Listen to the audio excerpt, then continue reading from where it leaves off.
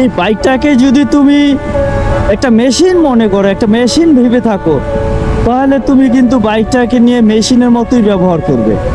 কিন্তু এই বাইকটা আমরা অনেক প্রয়োজনে ব্যবহার করে থাকি, আমরা অনেক শখে ব্যবহার করে থাকি।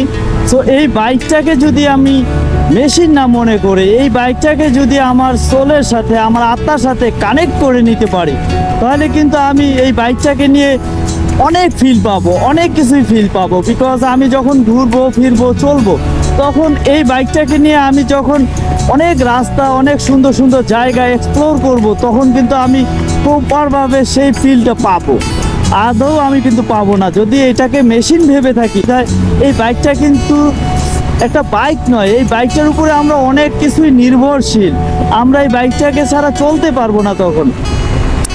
আর এই বাইকটাকে যদি তুমি একটা মেশিন ভেবে এটাকে নিয়ে অনেক স্পিডে চলাও, অনেক টপ স্পিড তোলার জন্য এই বাইকটার উপরে প্রেশার থাকো, বা তুমি জোরে চালালেই বস তুমি কি ভালো বাইকার হয়ে গেলে?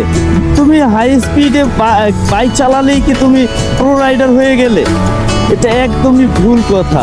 তুমি তোমার কন্ট্রোলিংটা মেনটেন করে তুমি তোমার লিমিটের ভিতরে বাইক রাইড করো, দেখবে বাইকটা না তোমার একটা লাইফের একটা পার্ট হয়ে, একটা জীবনসঙ্গীর মতো তোমাকে তোমার পাশে থাকবে।